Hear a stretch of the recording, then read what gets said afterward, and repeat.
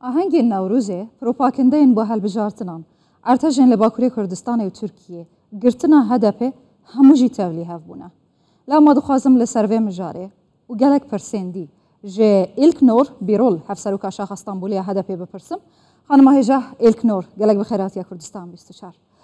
مدید بحثا گرتنا زیده ترجه 200 کسان لقادا نوروزه استانبولی ها تکرن آستانگی دهنا درست کردن و خلکی که زیده لقاد النوروز به تمامی لباکوری کردستان و ترکیه خرابه ببه.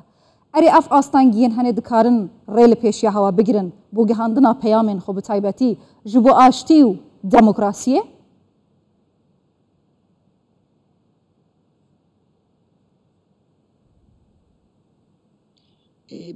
Bugün İstanbul'da لستانبول ده هزاران ولاتی جبو پیروز کردن نوروز هاتن قادان İstanbul oldukça soğuk ve ایرو کشو هوا استانبول خرابه باران هیا ساره لگل کو آستانگیان پولیسان جی دیسا هجماره که زیده گل هاتوان دبرن اوین جوه مزنبونه ترسیان و بریا بنچاف کرنه آستانگیان خواستن خلکی بترسینن لی برب هلبجارتنه و لقادن نوروز میدان نوروز و جین دنجی ام ناترسن ام پاشتا گاو ناویجن و امی گاوین ویرک باوجن نها 224 کس هاتنه بنچاف کرن پارزر لسر کارن هیوی دکم همو حوالن ما جبن چاوان بن درخستن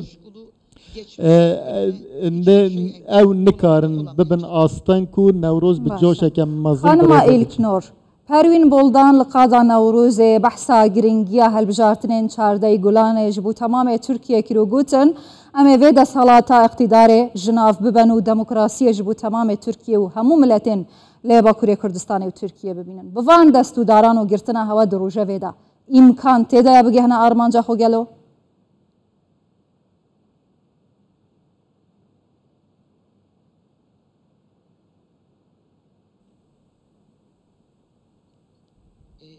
Şimdi bizim partimiz partiya me u gelê me demeke dirêje dijî bi zordariyê re rûbirû ye lê me hember tu zordariye xwe neçemandiye çardeyê gulanê jî helbijartineke krîtîk e û di vê helbijartinê de em ê hêza xwe برای هفت پیمانی کد و آزادی لگل همو بندستان امی د صندوق دا نشان بدن هزا ما د انجامان دیار بکه و جبو آینده دموکراسی ترکیه د دریه وکه برا گمان تو کسکی نبه میدان نوروز جی نشانین وینکو افسوز ما چقاس دجهده خانم ایلک نور شما وهف دیتنا دگل کلشتاروغلو پاش داخست صدمن هوا دست نشان کرین وکه صدمن نجدید هنا نرخاندن هونی کنگی بکلشتاروغلو را بجون داخازن هوا جبو پیدانا دستکه جه کلشتاروغلو بتایبتی چنه؟